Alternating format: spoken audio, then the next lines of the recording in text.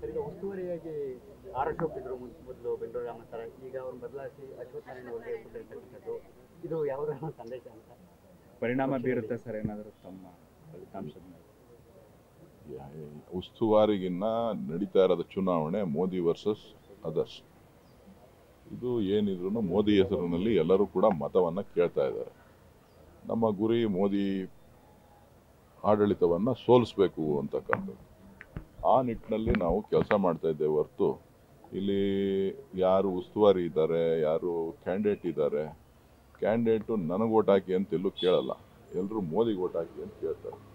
So ಹಾಗಾಗಿ ಇವತ್ತು ನಮ್ಮ ಹೋರಾಟ ಏನಿದ್ರು ಕೂಡ ಸರ್ಕಾರದ ವಿರುದ್ಧ, ಮೋದಿ ಆಡಳಿತ ವಿರುದ್ಧ, ಮೋದಿ ವಿರುದ್ಧ. ತೆರಿಗೆ ವಿಚಾರವನ್ನು ನೀವು ಎತ್ತಿದ್ರಿ. ಈಗ ಕೇಂದ್ರ ಸರ್ಕಾರ ನಿನ್ನೆ ಕೋರ್ಟಲ್ಲಿ ಕೂಡ 2 ವಾರ ಟೈಮ್ ತಗೊಂಡಿದೆ.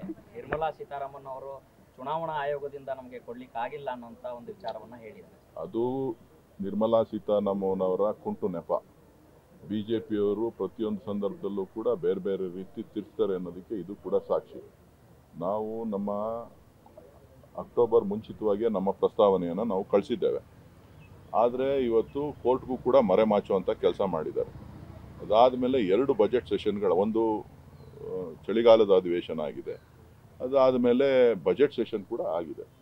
ಸೊ ಯಾವುದೇ ಸಂದರ್ಭದಲ್ಲಿ ಇವರು ಈ ಒಂದು ಪ್ರಸ್ತಾವನೆಯನ್ನು, ಆ ಸಂದರ್ಭದಲ್ಲಿ ಮುಖ್ಯಮಂತ್ರಿಗಳು ಭೇಟಿ ಮಾಡಿದ್ದಾರೆ, ನಮ್ಮ ಕಂದಾಯ ಸಚಿವರು ಭೇಟಿ ಮಾಡಿದ್ದಾರೆ, ನಮ್ಮ ಪ್ರಸ್ತಾವನೆ ಏನಿತ್ತು ಎಲ್ಲವನ್ನೂ ಕೂಡ ಇಟ್ಟಿದ್ದಾರೆ.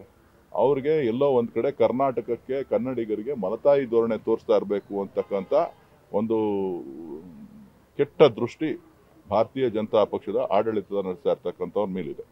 ಹಾಗಾಗಿ ಇವತ್ತು ಎಲ್ಲ ಪ್ರಾಜೆಕ್ಟ್ಸ್ಗಳಿರ್ಬೋದು, ಬರ ಪರಿಹಾರಕ್ಕಿರ್ಬೋದು, ಹಣಕಾಸು ನೆರವಿರ್ಬೋದು, ಎಲ್ಲವನ್ನೂ ಕೂಡ ಅವರು ಪ್ರತಿಯೊಂದು ಹಂತದಲ್ಲೂ ಕೂಡ ನಮಗೆ ವಿರೋಧ ಮಾಡ್ಕೊಂಡು ಬಂದಿದ್ದಾರೆ.